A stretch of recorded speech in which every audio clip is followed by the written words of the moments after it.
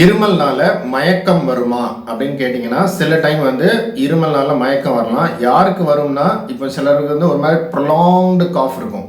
ஒரு விசி காஃப்னு சொல்லுவாங்க. Prolonged cough யூஸ்வலாக வந்து ஒரு மிடில் ஏஜ்லேருந்து எல்டர்லியாக இருப்பாங்க. சில டைம் ஓவர் வெயிட் இருப்பாங்க.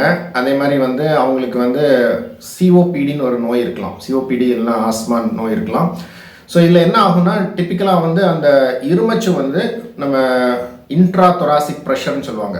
நம்ம இந்த ஏரியாவில் உள்ள ப்ரெஷர் இருக்குல்ல, இன்ட்ரா தொராக்ஸுக்கு உள்ளே இருக்க ப்ரெஷர் வந்து அதிகமாகுது. இந்த இன்ட்ரா தொராசிக் ப்ரெஷர் அதிகமாகறதுனால இந்த பாடியில் மற்ற இடத்துலேருந்து வர்ற ரத்தம் வந்து உள்ளே வர மாட்டேங்குது. வீனஸ் ரிட்டர்ன் சொல்லுவாங்க. அது கம்மியாகுது.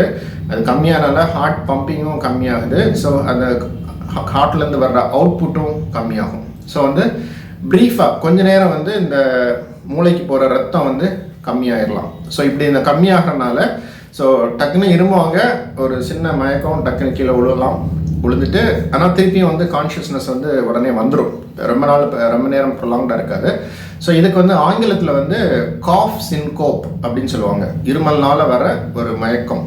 ஸோ இப்படி வந்துச்சுன்னா நம்ம என்ன பண்ணணும்னா, பொதுவாக வந்து நம்ம நுரையீரல் மருத்துவரை போய் பார்க்கணும். ஏன்னா வந்து என்ன ரீசனால் அந்த இருமல் வருதோ அந்த ரீசனை வந்து நம்ம அப்ராப்ரியேட்டாக ட்ரீட்மெண்ட் எடுத்தால் பொதுவாக இது வராது.